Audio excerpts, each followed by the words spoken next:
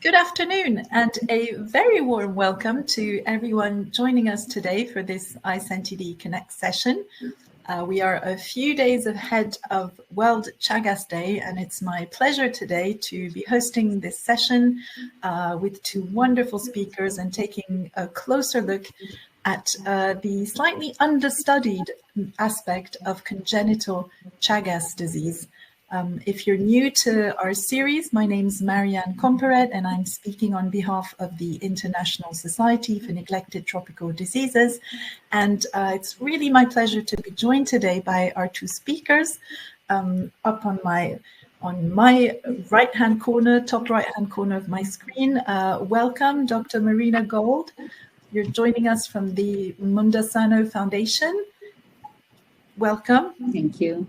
You also have a research and academic background in anthropology, and it's a huge pleasure to welcome you here today.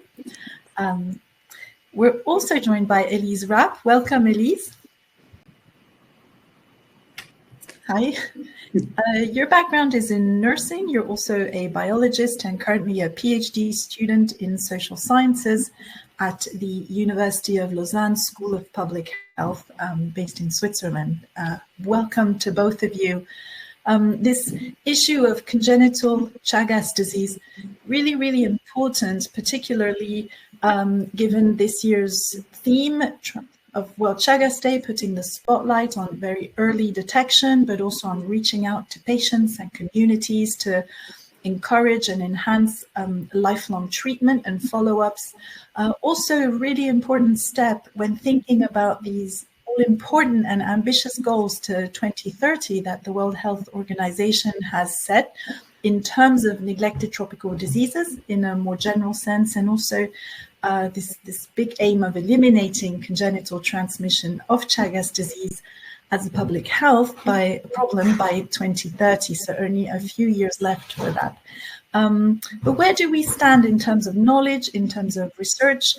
What do we know? What are the gaps that still need to be looked at very closely? These are some of the things we're going to hear about and try to unpack over the next 60 minutes. In a few minutes, I'll be handing over to our speakers for a presentation. Just also a very big thank you to our audience for joining us today. Please, when you get a chance, don't hesitate to jump into the chat and put your name and let us know where you're calling from and, where you're connecting from, your country, organization, and hopefully we can all regroup together in about half an hour for a discussion and any questions you may have. So without any further delay, I will hand over to our speakers. Again, a very warm welcome, a big thank you. And now over to you. The floor is yours. Thank you. Elise, I don't know, I think we can't hear you. Or is it just me? Now, can you hear me? Yes. Yes. Okay. So hello, everyone. I would first like to thank all of us for being there. And also thank you very much for ISNTD for providing this important platform. We are going to talk about knowledge production on congenital Chagas disease across time, border, and discipline. And we're going to present you our scoping review. So I will begin with an overview of Chagas disease and of the congenital Chagas disease. And then I will present our article, the objective, the method, and some results. After that, Marina will discuss the article and some key points. We will present you the perspective, and we are looking forward to open for Q&A and to discuss the topic with you. So Chagas disease is a parasitic infection transmitted more often by an insect vector present in Latin America, but also through blood transfusion, organ transplants, and congenital transmission. It affects 6 to 7 million of people in Latin America, where the vector is present. And due to migration, Chagas disease has also spread beyond the area where the vector is present, affecting more than 300 people in the US and approximately 100,000 people in Europe. So to give an idea of how neglected Chagas disease is, it's estimated that in Latin America, less than 1 to 2% of patients have access to the treatments. In Europe, 90% of affected people remain undetected. So Chagas disease, after an acute period without symptoms or very few symptoms, this infection becomes chronic and usually silent for decades and leads to 20 to 40% of infected people developing heart or digestive symptoms. And the treatments are highly effective to cure at the acute stage and at the early infection, but the efficacy of the treatment decreases with time. The treatment also reduces, at clinical stage, the treatment reduces the risk of development of health damage in asymptomatic patients. There are 2 available drugs, both can cause side effects and that may require interruption of the treatment. So for this presentation, our focus will be on congenital Chagas disease. Therefore, I will present you an overview of the topic. So Chagas disease has a 1 to 8% chance of being transmitted from mother to her child during the pregnancy. While chronic infection in adults are difficult to completely cure, as I said, treatments are highly effective at eradicating infection in newborns. And moreover, those treatments are usually well tolerated by newborns. Importantly, most infected newborns do not show symptoms, which underscore the importance of active screening, meaning screening of children, of newborns, even if they do not have symptoms. So an early detection is crucial because Chagas disease can be cured when treatment is administered shortly after infection. And the delayed diagnosis can lead to the progression of the infection into a chronic illness, potentially life-threatening. It's also important to indicate that mother treatment of the mother is contraindicated during pregnancy and breastfeeding due to the unknown risk it may pose. This is relevant because it's a main reason for losing patients, because then after the first year of baby life, it's hard to find a mother to offer their treatments. So also some articles have shown that treatment prior to pregnancy prevents mother-to-child transmission, which means that not only congenital Chagas infection is a treatable disease, but it's also a preventable disease. Yet, despite congenital Chagas disease is a preventable and treatable disease, in Latin America, more than 1 million women of reproductive age are living with Chagas disease, with an estimated incidence of more than 8,600 congenital transmission per year. So please look at the figure on the left. It shows us countries with the highest prevalence of pregnant women with Chagas disease, which are Bolivia, Paraguay, and Argentina. Congenital Chagas case of congenital transmission have also been detected in the US and in European countries such as Spain, Italy, France, Sweden, Ireland, and Switzerland. So congenital Chagas disease represents a significant public health issue. It urgently requires more attention.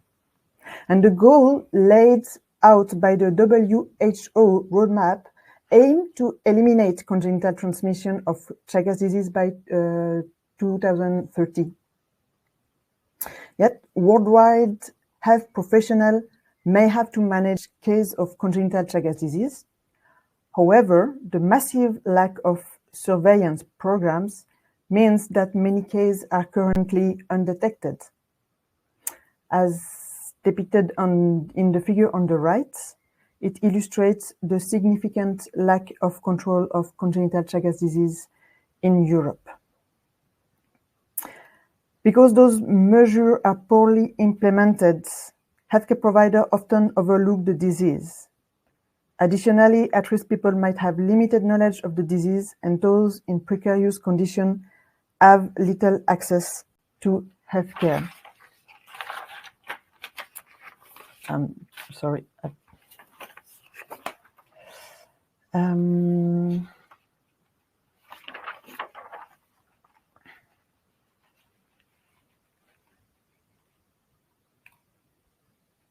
So as Marina and I observed a lack of literature addressing congenital Chagas disease from a social science perspective, we have decided to conduct a scoping review. Our initial hypothesis was that literature on congenital Chagas disease was notably scarce. We also put forward another hypothesis that within most academic approach, social, cultural, and political issues surrounding congenital Chagas are largely overlooked. Sorry, Elise, can I interrupt? Yeah, it seems like a silly hypothesis to put forward, but it's the type of thing that we discussed as social scientists, and also in both our cases as people involved in practical scenarios or implementation scenarios, where you find yourself facing obstacles that are sometimes, so obvious for social scientists, and where we ask ourselves, why haven't we been consulted from the beginning? Why is it always an afterthought that social science is involved in these situations? So one thing is for two social scientists to say, hey, Chagas literature needs more from the social sciences. And another thing is to have a proper scoping review, peer-reviewed, published piece of literature to say, okay, clearly there is not enough done in the social sciences. So I think this is where we come from. Basically, it was something that we observed in practice, and we decided we wanted to do something, just to show that this is what's going on in the field, in research, but also in implementation as well. Sorry, Elise. No, thank you very much for your intervention. So just to explain, a scoping review is consists of systematically mapping the existing literature within a specific research area. The aim is to comprehensively understand the scope, the scale, and type of research activity undertaken in that domain. It provides a comprehensive overview of the current states of knowledge in the field. It might be used to identify gaps or areas where further research is needed, and to summarize the finding of the included studies. So the global objective of this scoping review project is to map the knowledge production on congenital Chagas disease to identify research trends, potential gap, and areas for future research. But this article presents the preliminary results of an extensive scoping review conducted on congenital Chagas disease. So it assesses the current state of research on congenital Chagas disease by year of publication, sources availability, type of literature, discipline, language, and research location. It also provides the exhaustive searchable reference list of publications on congenital Chagas disease that we identified The aim is to contribute to the current research efforts to make science more open. Sorry. So a few words about the methodology. So we conducted a comprehensive research strategy encompassing 6 languages, and it's the first systematic attempt to assess the global scope of congenital Chagas disease in across 6 languages, which are English, Spanish, French, Italian, Portuguese, and German. So our systematic search covered 13 electronic databases and was also performed in Google Scholar. This analysis was conducted without a time limit up until February 22.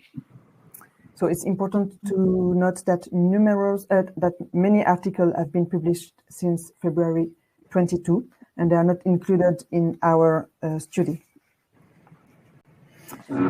So after removing the duplicates, we have reviewed title and abstract and of more than 3,400 articles, which was quite a lot. And then we also explored, after the screening process, we identified 876 studies that met the inclusion criteria. And we then categorized the literature according to language, year of publication, discipline, type of literature, and research location. And now I'm gonna show you a few results. So this first graph illustrates the evolution of publication over time, that is shown in blue, and highlight inaccessible data depicted in red. Those are inaccessible despite our academic access. So you can observe that the first publication on congenital Chagas disease appeared in 1927, and with sporadic and slight increase in publication starting from the 60s. The majority of sources were published after 2005. You can also observe an increasing availability of the source online. Most of the unavailable sources were published before 2000, and suggesting that older articles tend to be less accessible. So this graph clearly indicates a significant increase of the volume of congenital Chagas disease publication. And so it suggests that not only in the present day there is a larger quantity of articles being published, but also a greater percentage of them available online. So on the left, the graphical presentation illustrates the language distribution among the included sources. You can observe a predominance of English publication, despite Chagas affecting mostly Spanish-speaking countries. More than half of the literature is published in English, with Spanish being the next representative language. And on the right, you can see a graphical representation of the type of literature. And the distribution of literature shows a predominant contribution from the healthcare sectors, including research conducted in hospital and clinical cases. Additionally, laboratory research publication constitute an important part of the overall distribution, and literature referred as general knowledge production in blue include literature synthesis and commentary, which those publications aim to synthesize and disseminate knowledge, indicating a commitment to fostering knowledge circulation and raising awareness on congenital Chagas disease.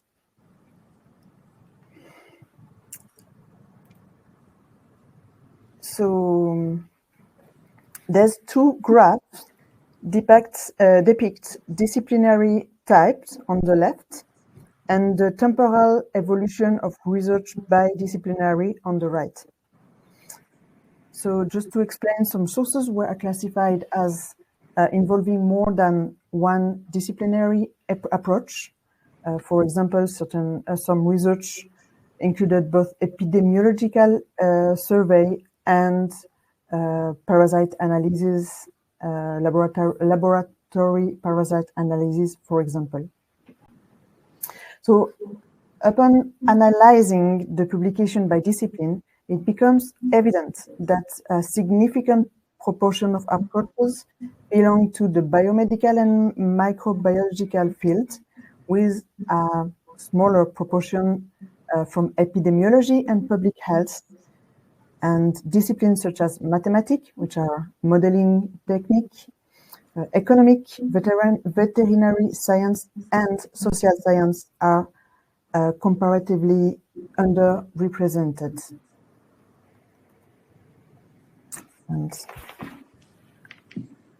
Sorry, Elise, I moved the slides at the last minute and didn't tell you.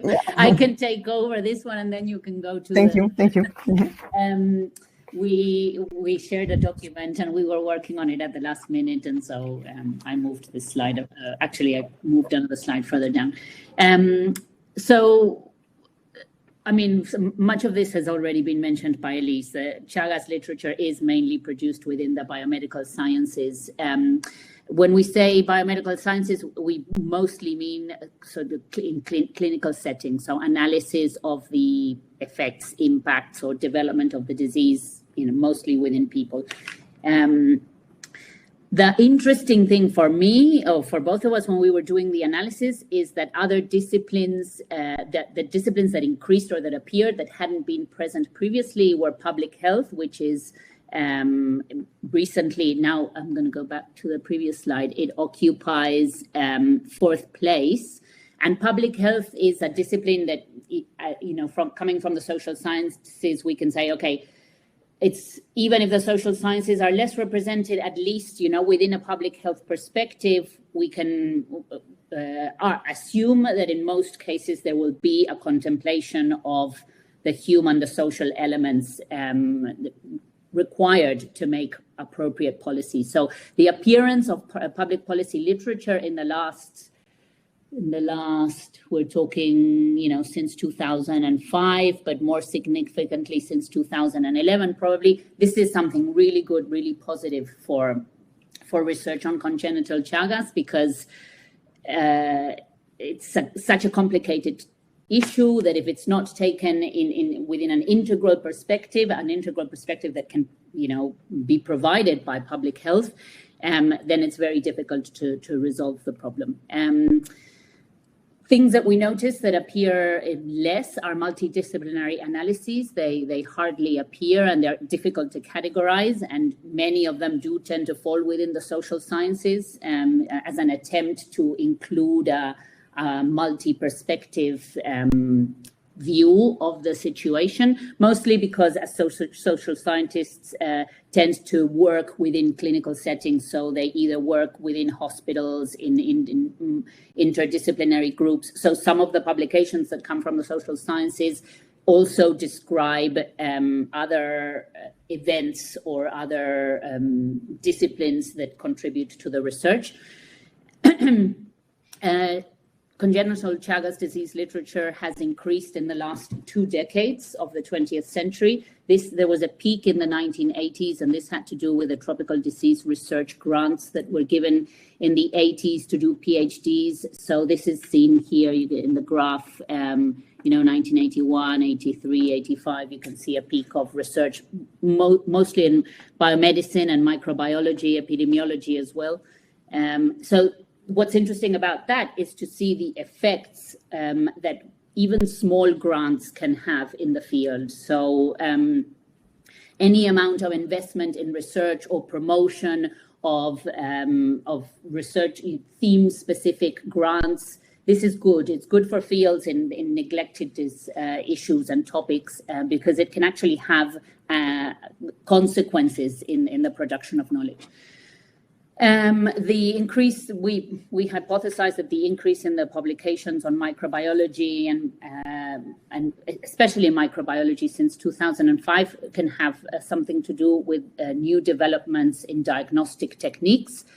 So we can see microbiology as a discipline always going a bit hand in hand with biomedical sciences and a strong representation of microbiology. And for congenital Chagas, this is important because it has to do with testing early and being able to diagnose early, which is the strength of focusing on congenital Chagas disease, that it can, if it's diagnosed early in the child's life, it can be cured. If it's diagnosed in a woman of childbearing age, they do not pass it on to their children. So the early diagnosis is key. And we see little focus on the literature focusing on healthcare providers or healthcare system as the subject of study. And this is actually quite interesting because it tends to happen that in issues of implementation or in gaps or analysis of barriers to treatment or to diagnosis, the lack of knowledge within the healthcare profession, and specifically in areas that are non-endemic, is one of the biggest issues. So focusing on healthcare systems and healthcare providers as the subject of study might be an interesting gap to take into account. And there is little focus within the research on patients' associations. And this is actually really noteworthy because patients' associations have been key in the whole history of Chagas and the generating awareness. So there's been work done, and I think mostly a lot in the United States has been done on patients' associations, and much has been done more recently, and I think this is something that would probably emerge from an updating of this scoping review. But this is another gap in research that might be worth looking into. Key points that emerge from the scoping review, but also sort of from the broader thematics of congenital Chagas disease, is that it's important to understand the literature, any corpus of literature, in order to be able to make future research more efficient, but also to support in advocacy campaigns or programs to support public health campaigns, to be able to direct the focus appropriately in public health efforts and political efforts. We get from the social science, we get tired of saying it, but social science can provide a significant insight into the root causes of not only of congenital Chagas disease, of Chagas disease or health issues more broadly, because this is a disease that has to do with health disparities, with lack of access, with inequalities, migrant health issues more broadly, social determinants of health. I was just listening to the webinar that was put together by the Chagas Coalition, and they invited a patient to talk about. Actually, it was a clip from a video that was made in Argentina where this patient was talking about her experiences. And she was the granddaughter of a woman that had lived in endemic areas. Because of where she lived, she wasn't identified as at-risk population, third generation, living away from an endemic area. And her son was born Chagas positive because she was Chagas positive and her mom was Chagas positive, only because her grandmother had lived in an endemic area, So, and her frustration at not having been, given the possibility, had she known, had her mother known, these are, emotional issues, social issues that are very difficult to capture or to become the focus of perhaps more expedient medical campaign. So this is where the social sciences can support in an analysis about congenital Chagas disease. And the value of congenital Chagas disease is that it can become a really appealing strategy to address other issues around Chagas. So it can be the entry point into the family. It can be a destigmatizing way of addressing a problematic that is very much to do with poverty and with dispossession, so that when you treat it as a mother-to-child transmitted disease within a whole bunch of other possibilities of taking care of this mother-child health nexus, then it can get incorporated into primary health care, which is the ultimate aim of turning Chagas disease into a non-neglected disease. And, you know, this is exactly what I was saying. So pregnancy is an entry point into the healthcare system for many women, and especially in contexts of migration, where undocumented migrants might not have had at all contact with the healthcare system, but a pregnancy will be the first point of access because it requires attention. And so this is actually a fantastic opportunity to incorporate care about Chagas from the very beginning. This is where, and in implementation programs, particularly we run them in Spain, the role of midwives is key, because midwives also are the nexus between health experts, and they follow the woman and the child. So they occupy really strategic points of care. This is not something that emerged necessarily from our scoping review, but that can become the focus of future research. And the other thing that is quite absent that emerges from the scoping review is economic analysis of cost effectiveness of addressing congenital Chagas disease as a preventative measure. So the value of diagnosing early versus having, you know, a heart condition later on in life. There is some research done on that in chronic cases, but it might be interesting to extend this into as a preventative campaign for congenital Chagas disease.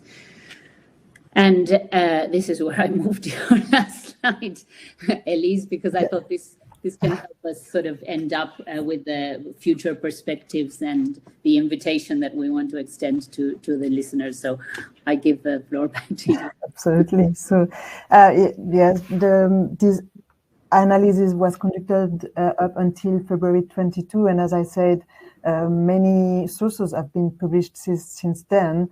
So. And some of them from the social science perspective. So the next step of our project will be to update publication and to make a synthesize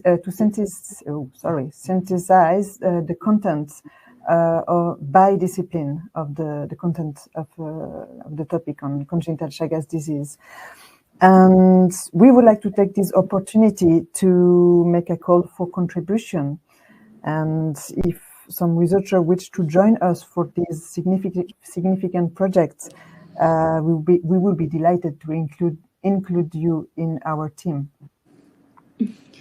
Yeah, we know that what comes ahead is a big job, so we have to categorize the selected papers by themes and really look at the content.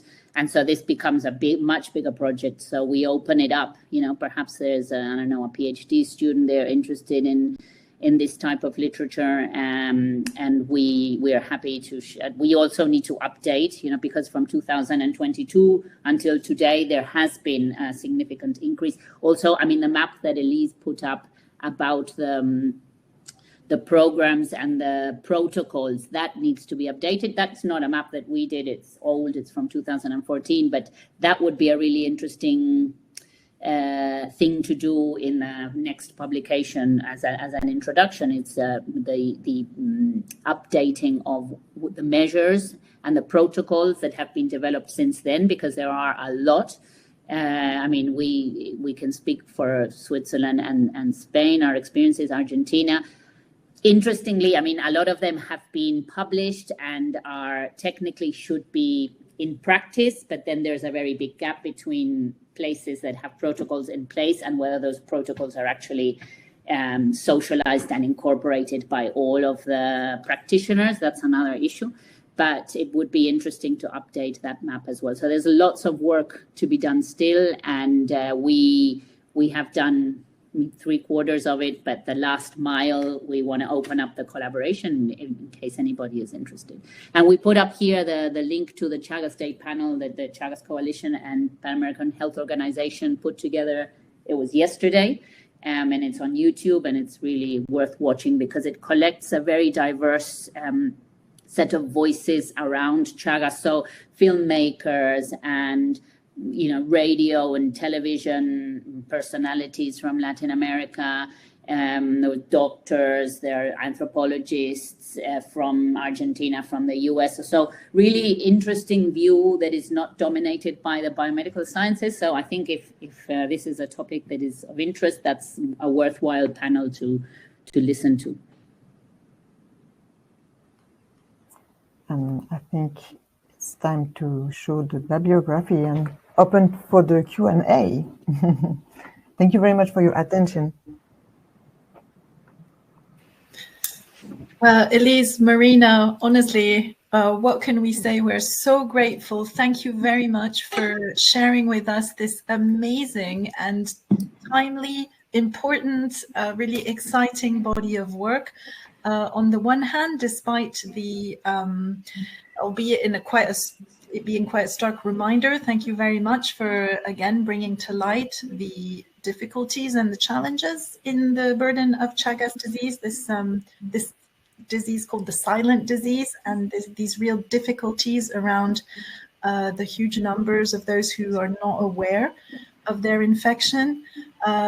Also, thanks a lot for sharing with us the importance and the opportunities that arise from this mother-to-child transmission route, whether in terms of overall holistic healthcare, but also integration of different approaches to neglected tropical diseases.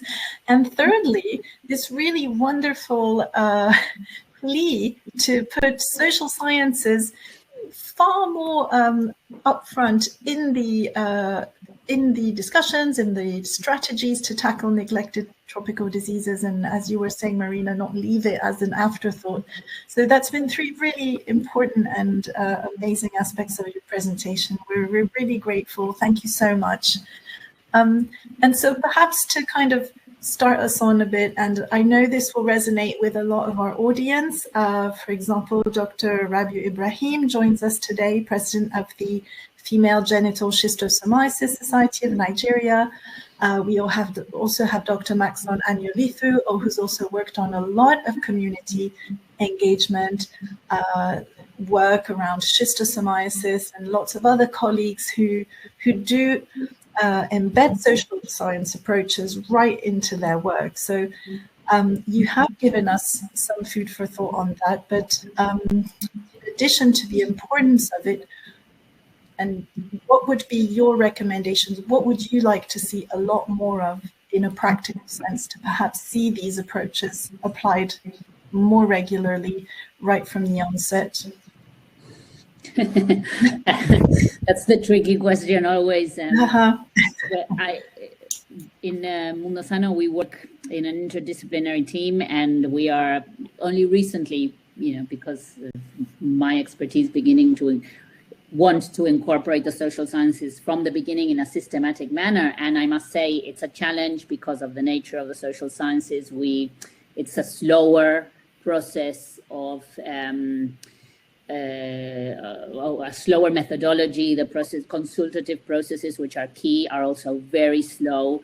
I think, if I have to pull up the experience that we have, is having the voices of the communities and the people with whom, for whom, or in the benefit of whom we work there in the discussion from day one. Is important, albeit for implementation programs or for research. I think that's something key. having someone with an eye for social science, or even if their experience is in a different context, it's important because they can flag, possible structural issues that might be taken for granted by people, practicing in their everyday environment. So I don't know, in one of the projects that we did in Switzerland, where women were going to the consultations for Chagas, but they were in situations of irregularity in their papers, and so they couldn't take time off work, for example, or they didn't want to take the treatment because the treatment might create a reaction, and that would mean that if they were taking care of children, their employers might think that it's a contagious thing. So a recommendation that the doctor writes a letter explaining the condition as a non-contagious condition, as a situation that is temporary, as an eczema that is not a problem for contact with other people. That might help. I mean, some of the women were happy to receive that from the doctor. So even the smallest details of a perspective that is taking the person as the center point, rather than the disease, that might help. And I'm sure Elise, that is more in the middle of the situation, will have. Yeah, absolutely. And I also think, in Switzerland, only 2 hospitals have implemented systematic congenital screening, meaning that any woman coming from Latin America, healthcare provider offer diagnosis for any woman coming from Latin America. And I think congenital Chagas screening should be implemented more broadly in any place where women can give birth. But it's not only about implementing screening, it's also healthcare provider needs to know more about Chagas disease, but also about, as you said, Marina, about the condition of those people and what does it mean, for example, to be undocumented and all those situations. So I think it's also important to not only implement something, but also we provide this knowledge about the difficulty and also the representation, because Chagas disease can be stigmatizing for some people and can be seen as the disease of poor people. So there is many issues around that should be more discussed. I think that's a really interesting point to think about the role of affected persons, not just as advocates or as the voice of disease, but actually having a very active role in the design of research, questionnaires, but also policy interventions. That hopefully that is a role that can be expanded. And it's been great to hear about more and more teams, biomedical teams who and labs and research groups who actually physically sit biomedical colleagues next to economists and health economists and anthropologists. So even kind of in a very physical sense, universities and research centers taking those very practical steps to mix disciplines. But just coming back to what you were saying, Elise, and with your backgrounds in nursing, so screening, universal screening would be amazing for any expectant mothers, but also perhaps teenagers, young adults before they get to those years. Based on both your experiences in field, how far are we into seeing that rolled out in the various regions and countries that you work in? And I think the issue of affected persons in Europe is very important as well. Well, Murcia in Spain is a region that it has implemented universal screening and is in the process of getting validation by WHO of the interruption of congenital Chagas disease. So it's an example to follow. And it's actually an interesting example also for the context of Switzerland, because Spain is a federal structure. And so in that respect, health is federal, is is the autonomy of the communes, like it is in, or of the cantons in the Swiss nomenclature, or of the provinces. So federal systems are complicated sometimes because you can roll out a national regulation or a recommendation, and then each canton or region will implement it in a different way. On the other hand, it's often much easier to implement something like a pilot project at a local scale, and then find ways of adapting it to different locations. So Murcia is quite interesting because of the particular constellation of players. It enabled that situation to happen. It's not easy to do the same in Madrid, for example, where there are many more health centers, more hospitals, more experts, a more complex sort of social system, medical and public health system. But we from Mundo Sano, we are taking the example of Murcia, and we're going to implement it in Córdoba, which is a province in Argentina. So we'll see how that can be adapted and have a second pilot to be able to do something like that. And what came up from the example of Murcia is that they were doing targeted screening, so based on women's place of birth or some kind of association with Latin America, they were still missing people. So there were women that had Spanish passports, second, third generation, that would have been lost, that did not have like the appearance of a Latin American, and they were not screened, whereas with a universal screening procedure, they were capturing everyone. So sometimes it's easier to do that than to implement a more targeted procedure. I was just listening before this to the Royal Health, where they were saying in the UK, they do it in a more targeted manner. So women, even not everybody from Bolivia, so from specific regions in Bolivia.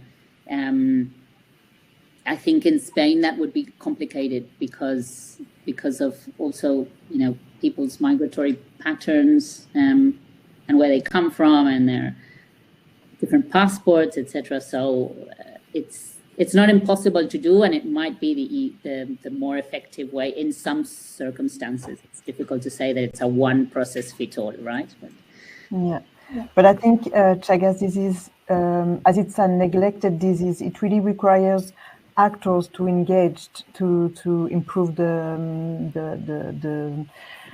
management of Chagas disease. And so and we have a good news, because in Switzerland since 2023 a group of experts from Chagas disease are trying to, well, we are creating a coalition trying to I don't know, how do you say, to join our strengths to improve treatment access to treatment and access to diagnosis and medical follow-up for Chagas disease in the entire Switzerland. But it requires a lot of engagement and Wonderful. No, that's really exciting, and we look forward to finding out more about the pilot programs you were sharing with us, Marina. Also, the network kind of building and the momentum growing from your work in Switzerland.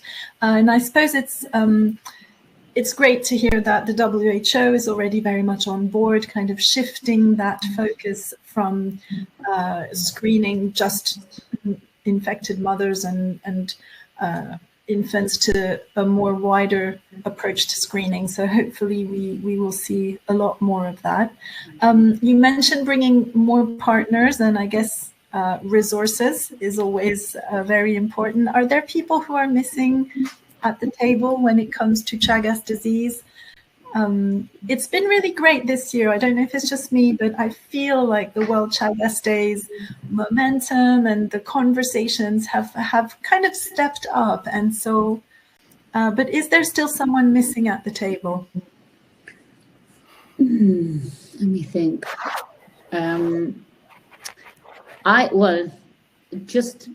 I mean, a gut feeling. I can't say that I have. I mean, right when in the webinar, this is, that I direct from the Chagas Coalition, this is not the case. But in Spain, I think pediatric societies probably a little bit. So we talk to the gynecological societies and to the tropical medicines and clinicians. But I still feel, at least in the Spain context, a bit of absence from the pediatric societies. Probably not so in Argentina.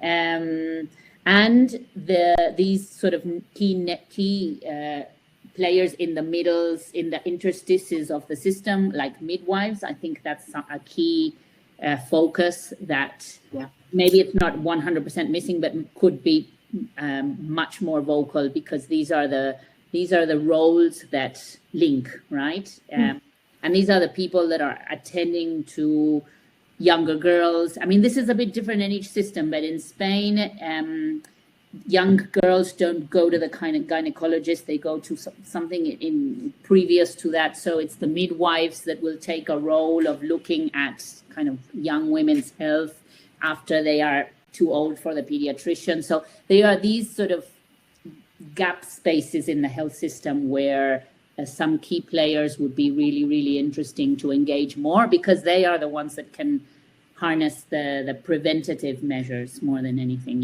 I mean, when by the time you need a cardiologist, it's I don't want to say it's too late, but it's much later than you want it to be. Well, that's such a great recommendation, absolutely. And particularly in this, for example, in dengue fever, there's been a lot of involvement of the pediatric community. And great suggestion. Elise, did you want to add to that?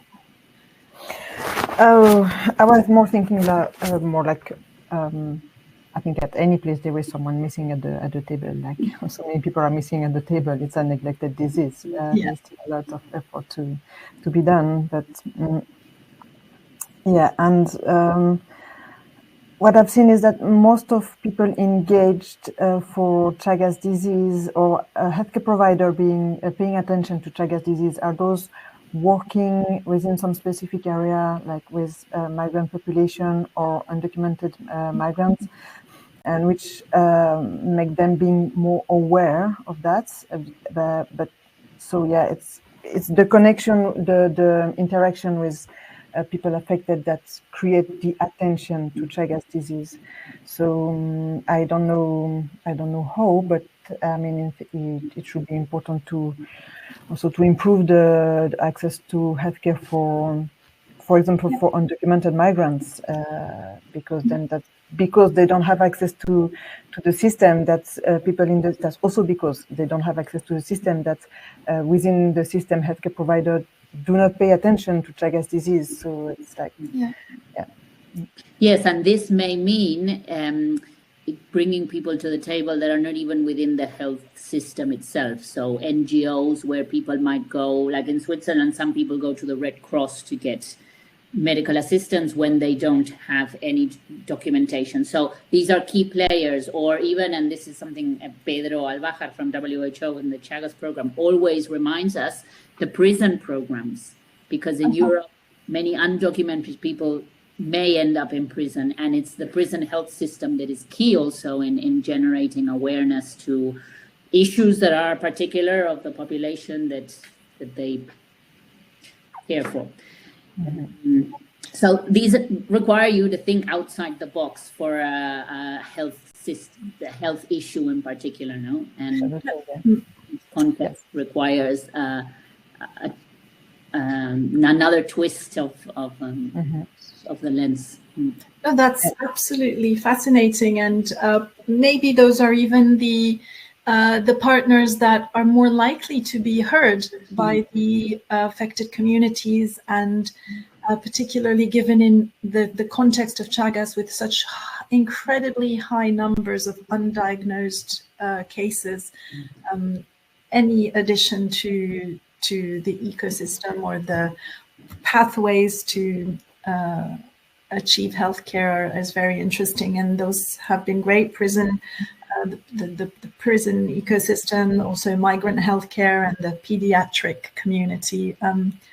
Well, we have just a few minutes left before the end of our session today, and there was really this wonderful line in your paper, which is that medical practice and knowledge production are closely linked. And if there's something that really stands out from your huge amount of work and the scoping review, is that it's also providing for the international community a reference point for all that huge amount, that body of work that's been growing and growing in terms of Chagas disease literature. So firstly, thank you, because that's a wonderful resource and kind of a touch point for anyone who's interested, and kind of really becomes a database of publications on congenital Chagas disease. And so I was just wondering whether, not to add to your very long to-do list already, but did you have any plans to slightly formalize this amazing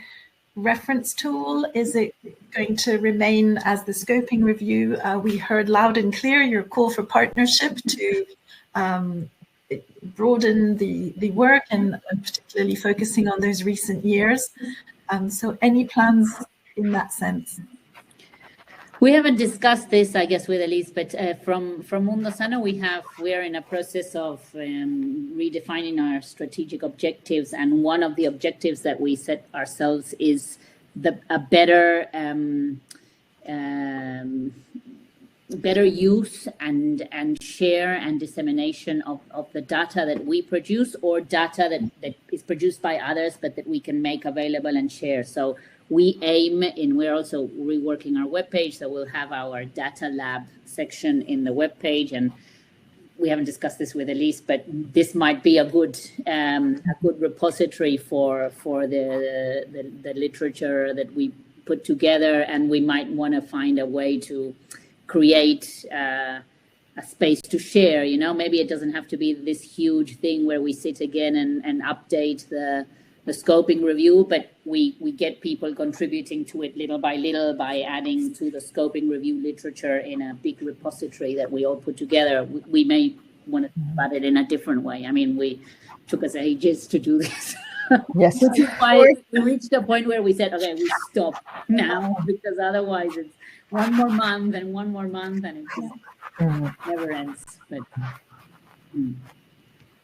it's fabulous, and we can only wish that every neglected tropical disease had such a wonderful scoping review. So if ever you have any spare time, there are 22 diseases.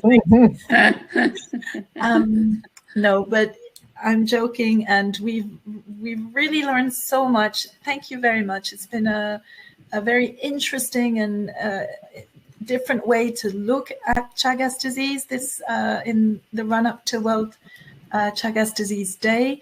Thank you very much for highlighting the issues around the social sciences, and also some of the many multi-sectoral approaches that could be enhanced and expanded to make sure this really difficult burden of Chagas disease is tackled moving forward towards 2030 and those ambitious goals.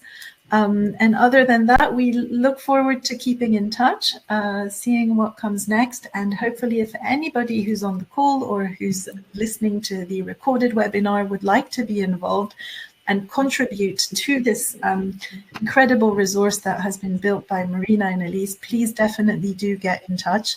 And as far as ISNTD is concerned, we look forward to hopefully having you soon back on the series with updates and next steps.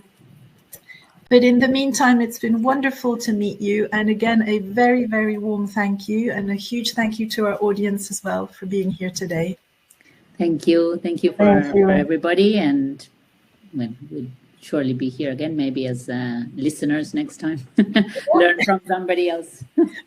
Hopefully. And if you are interested and excited about creative approaches to neglected tropical diseases, just a quick reminder that in about 2 weeks, we will have our annual ISNTD Festival that really brings together the approaches that you were mentioning earlier on in this webinar, from film to photo, apps and gaming. We have a session on podcasts and their role in neglected tropical diseases. So please do join us in a fortnight.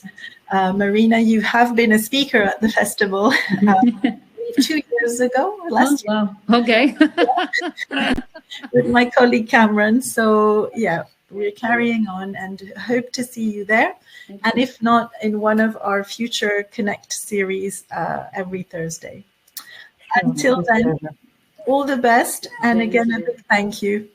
Thank you very much. Yeah. Thank you. Thanks, Bye. Paul. Bye. Take care. Bye.